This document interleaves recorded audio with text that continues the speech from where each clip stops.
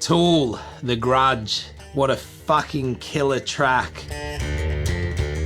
Why did I record it? How did I record it? This will be a little bit of a test because it's been a while and it's a big lesson for me to learn to do the tone videos straight after I've fucking recorded the track, because I've had to spend quite a bit of time racking my brain going over exactly what I did to be able to show you guys exactly how I recorded it, processed it, mixed it, and why I think it sounds so good. I'm actually coming into December, well, close to December, which is 4 years for CadeTurner.com. So as with anything in life, you progress, or you like to think you progress, and you live and learn and try new things on the way.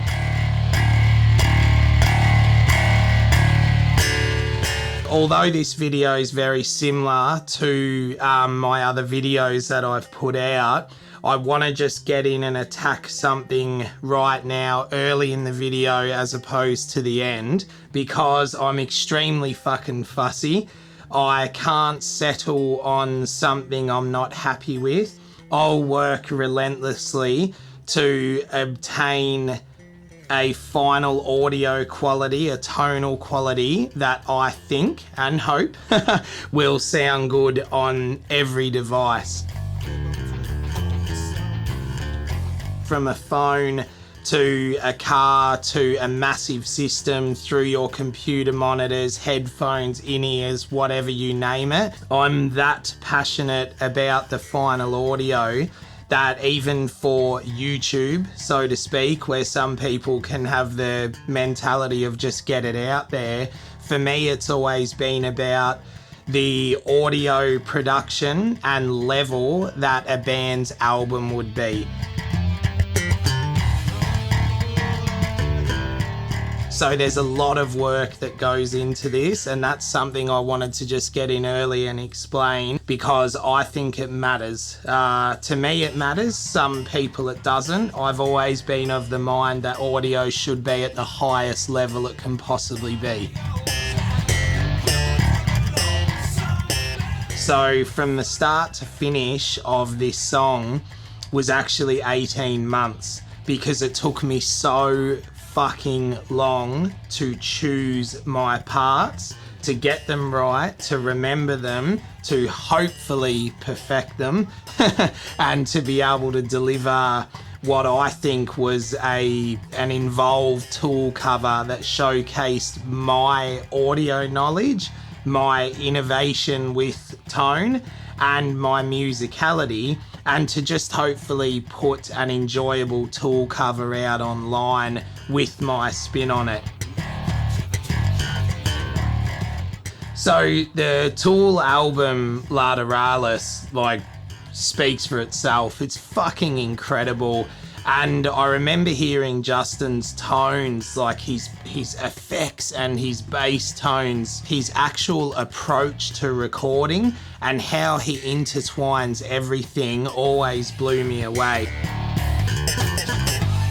So just strap in and I'm gonna walk you through exactly how it was recorded and why. And we'll just start with the bass I've used. So for the Grudge, I've used my 2003 Warwick neck through thumb bass. I got this bass online by chance from someone in Switzerland a few years ago for a steal. It was in pretty bloody good condition when I got it. This is my tone and my take on this cover. I love Warwick thumb basses, and they have a specific zing, especially with DR lowrider strings, which is what I've used for this cover, 45 to 105. I have received a lot of comments and questions asking what the strings were. So the DR lowrider strings on this bass are incredible. Now the neck through design, the way that the thumb bass is built, has just become a part of me. I'm I'm so familiar with them. I'm so comfortable with them.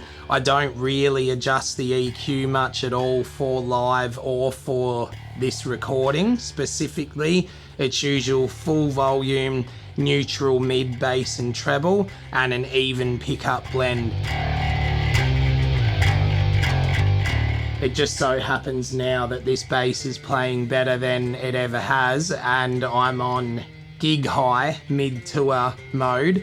So I can't speak highly enough for Warwick basses, because to me these things have a way of cutting through the mid like no other bass I've used, and that's why I've used it for this cover, because there's some frequency or tonal sound that these basses produce that I think is very distinct and very usable. It's now a workhorse and it's being used, and I really love it. It's playing incredible, it's feeling and playing incredible, so I'm pretty bloody happy about that.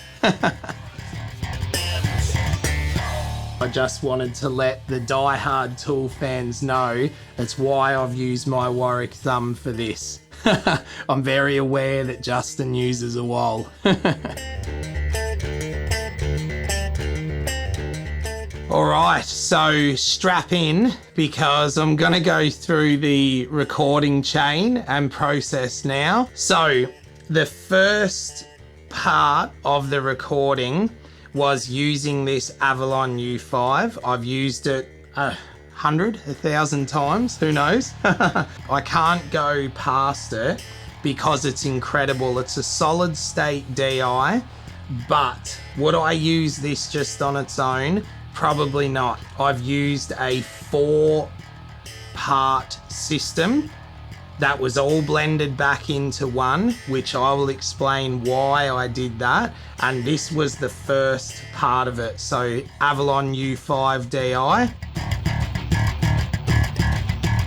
I mentioned earlier that I really need to do all of this fresh after the recording, because I had to fucking rack my brain to go over this, but I will nail it, so bear with me. Also too, I just want to mention that my website has blogs, and I release a blog for every video that I release, because I write all of this stuff down, and if I don't do that, I won't remember what I've done. You know, I get quite busy with recording and playing.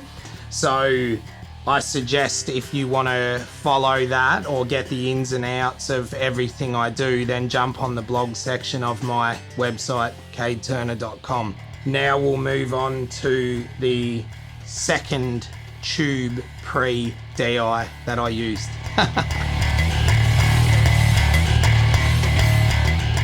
So the second tube pre-DI that I used for the Grudge was this Demeter bass pre. Now it's got 2 valve tubes. I pulled it apart the other day and had a look in it, and I actually was going to get some B-roll and footage of the ins and outs of it, but look, I don't make these things, I don't design them, I just know how to use them, how to pull a good sound with them, and how they actually work. And the only reason I got onto this was by watching a Tool tone video of Justin Chancellor's bass tech at a big arena somewhere, and he just had this ran through, and you know, amongst his gazillion other things that he uses, but I just thought I don't want to copy him or mimic him, but I could definitely see tonal qualities in this. So out of the first 4 parts of this cover, I've ran into the Avalon U5 DI, and then I've ran into this twin tube valve Demeter bass pre, just for a super fat EQable mid-scooped fucking beastly goddess tone that seemed to blend incredibly well in this cover. So this is number 2 of part 4, which is the first part of the recording. So strap in, because she's gonna get a little bit more wild.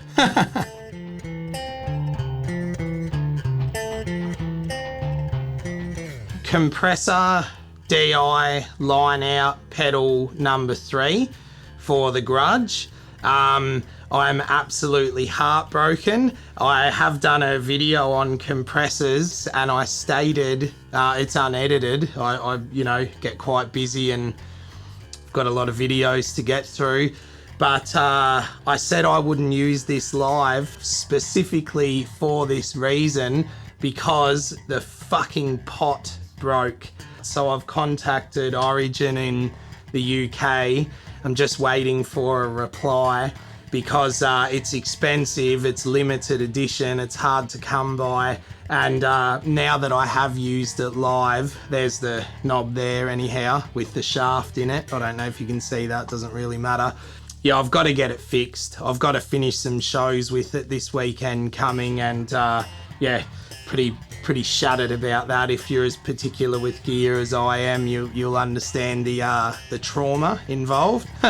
But this was number 3 in the first 4-part system, and what I do is I will take an input on this with potentially a roughly 16 dB gain reduction. Just seems to work. Super fast attack and release, so it's just working as a lightning transient peak reducer on the way in. So this is the 3rd part of the first 4-part input signal blend for the Grudge. That's why I've used it. Now, normally I would cut to another part to say that there was a reamp with this, but I'm just going to do it now.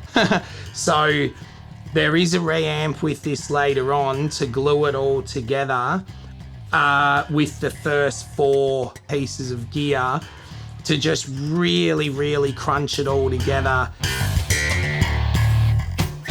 Now I do a reamp and a crush to severely glue the track together, because I am of the mind that I can't obtain the recording audio level quality and tonality with one DI or one compressor. I would have 3 working at different levels or parameters, if you will, at a time, in a rack, for example, live, but sometimes we don't get, you know, that luxury and the things that we want. So the reamp with this was incredible to help glue it together. Normally I would, cut to that as I explained before, but I won't now. So this is number 3 in the first of 4. We got the Avalon, the Demeter bass pre, this just for not so much color, but for a peak transient reduction on high, very fast working, you know, you'll see the meter moving with the slap. And that's why I've put this in as number 3 simultaneously with the others. So this is 3, we're about to move on to 4.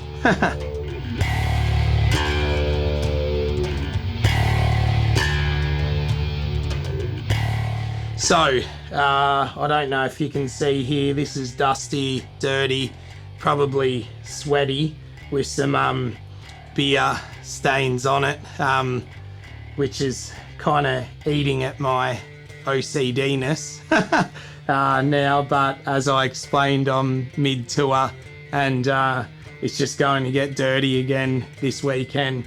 So the Mesa Boogie Subway bass DI pre has just become, like the Avalon, a staple, if you will, part of my sound. There's something incredible about the way it plays and records. Now, it has a very different response rate, which you'll see in WAV form. You know, when you pull up your files after recording in Pro Tools, this blended with the other 3, which is the Avalon, the Demeter, the Cali 76 compressor, and then this, were just a combination of 4 things that were fucking incredible.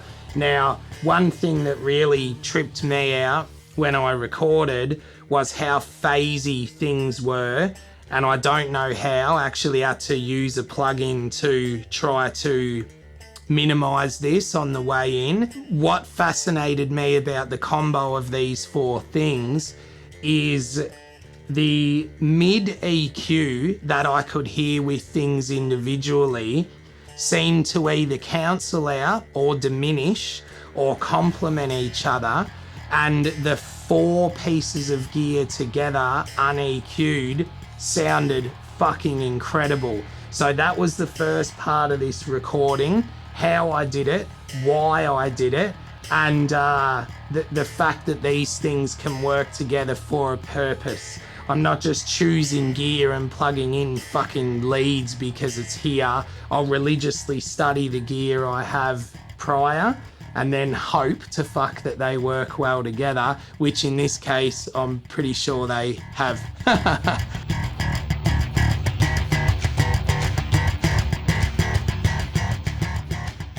So, pedal number DI, pedal number 5.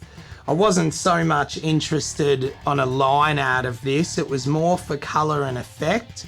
Was more for that tube emulation without being too oversaturated. It's used over the whole track. It's only used very, very, very lightly with a third of a blend of level, drive, presence, and actual blend. EQ I don't touch too much. I mean, there's only really bass and treble anyway, but I ran this over simultaneously with the other four just for that slight bit of colour and tube fatness. There's parts that I felt just needed to be brought out a little bit more, and that's why I use this little guy.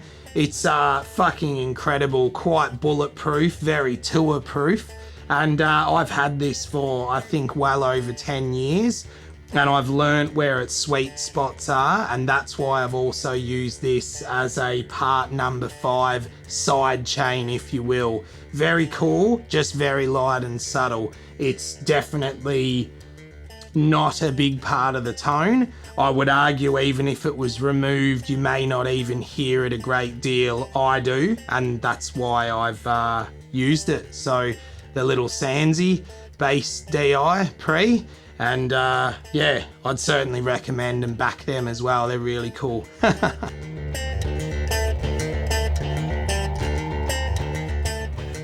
So I have had a few questions on the effects of this cover, and fuck, it feels good to finally be able to explain you know, exactly how I achieved them.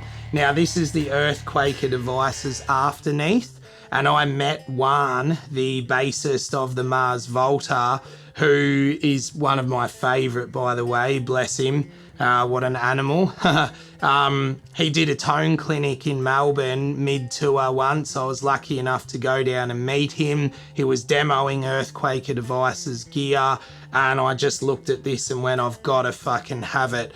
So I've used this as well as this Strymon Blue Sky reverb pedal, and I've used them together in a certain way to bring out an ambient reverb washy delay that, you know, was used in the intro and the bridge, and where I'm sure Justin may be using an MXR or what, I actually don't even know what he used.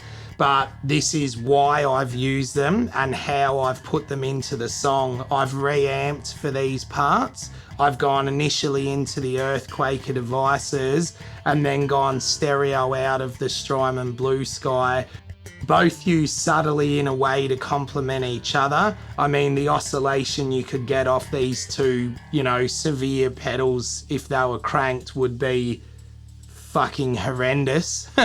So I've done them, I've used them, I should say, in a way that they accent and complement each other and give me the delay, reverb, washy, ambient effect that you can hear in the cover. So that's how I obtain them. They seem to work well in the reamp situation, and there's just something magical, it's hard to explain, that come from both of these. So the reverby sound, delay sound come from them, and yeah, I was pretty passionate to explain how I got that, because I'm proud of how that effect came out.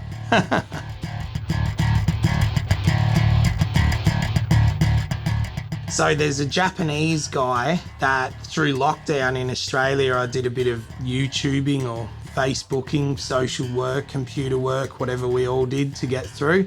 And he was selling these pedals. He made these bass envelope filters. I heard a little demo, got one sent over and thought, fuck it, I'm going to use that.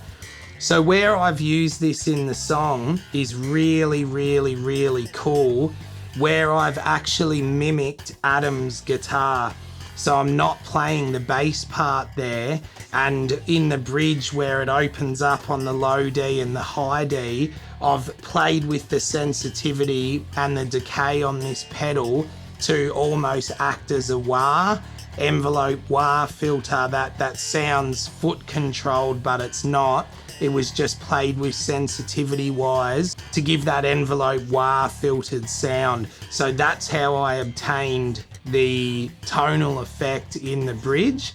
And I was pretty happy that I got to cover Adam's guitar part there, because playing the guitar on the bass felt really cool. And yeah, I quite enjoy how it come out. So, you know, that's my innovative brain talking there about how I think I can create tones with gear the way that I want to hear them without directly copying the artist. So pretty fucking cool reamping that bridge, and that's how I was able to obtain that sound.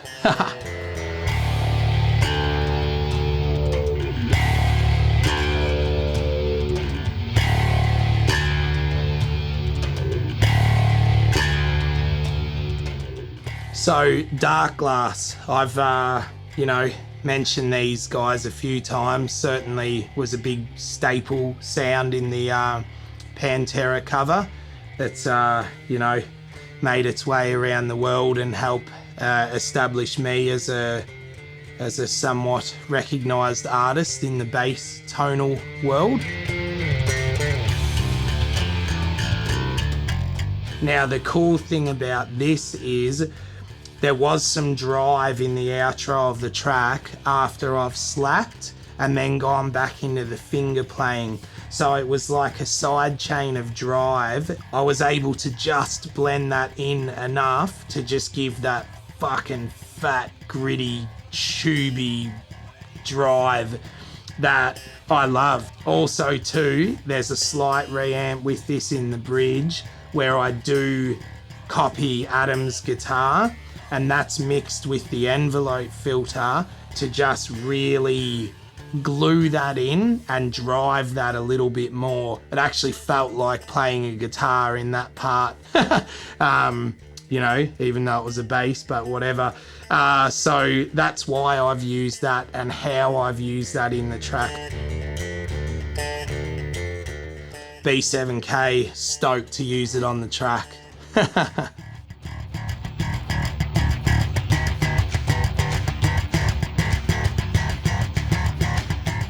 So the final piece to the recording part, remember this is pre-mix, this is just recording, and I do this for a reason. It's not just because I've got gear and I want to do all this fucking shit for no reason. Was a reamp. Now I reamped through my Mesa Boogie rig, which was a 4x10 powerhouse, and the M6 carbine. Carbine's discontinued. It's a hybrid tube pre-MOSFET solid state power output, and it's just incredible. So I've reamped the blend with the Sans amp and the first 4 pieces of gear that I mentioned earlier, the Avalon, the Demeter, the Cali and the Mesa Subway. Taken that, got it blended how I want, shot it back through my Mesa M6 carbine and recorded it with 3 mics for transient punch, tonality, spike and a bit of live cab sim, but real cab feel. I've used 3 microphones to mic the cab. Now, I put some Insta videos up and some reels of this iPhone audio, and it fucking done really well. So, you know, I know we're on to a winner. But I had a few questions. Were the mics overkill? And why did you choose them? Well, it was a Shure SM57, a Roya 121 ribbon mic, and an Audix D6. Now, the D6 is just incredible. Now, with microphones, where you place them, what pre you use, what's coming out of a speaker or what it's capturing, and how hard it's coming out of that, all affect the tonality and the overall sound of them. So it's not overkill to use a few mics if you know what the fuck they are, how to use them, and why you're using them.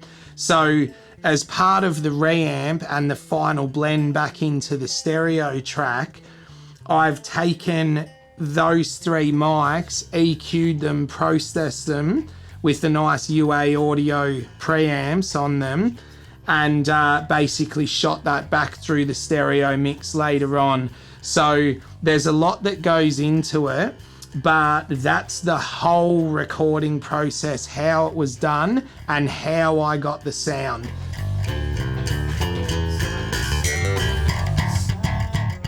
I'm going to move on to now the mix side of things, which I have touched on in a little bit with my other videos, but I want to go into a bit further depth now.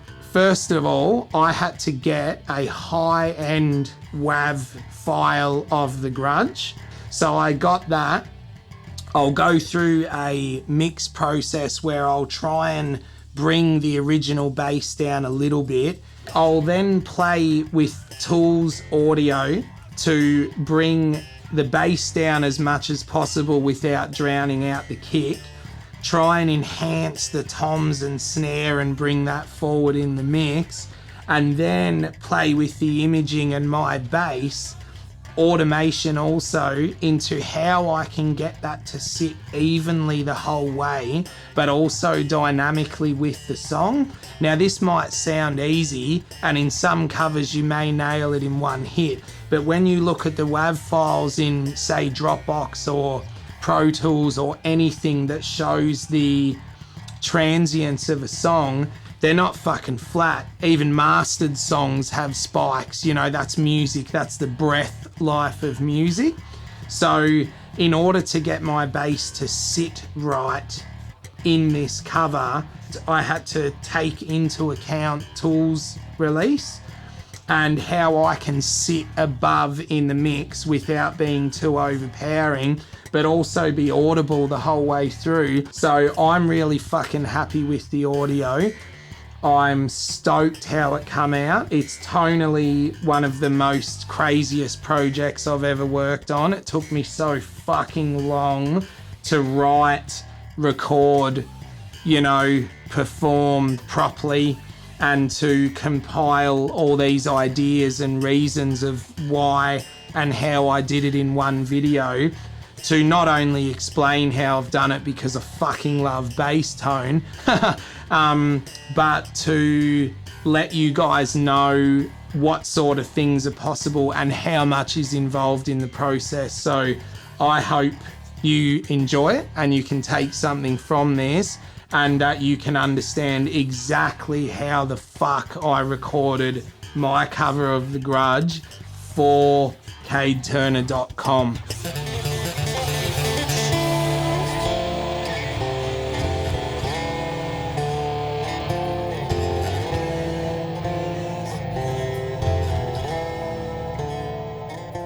My website and project now is really heading in the direction that I wanted it to since day one, and if it's even possible, I'm getting more passionate about it by the day. So thank you very much.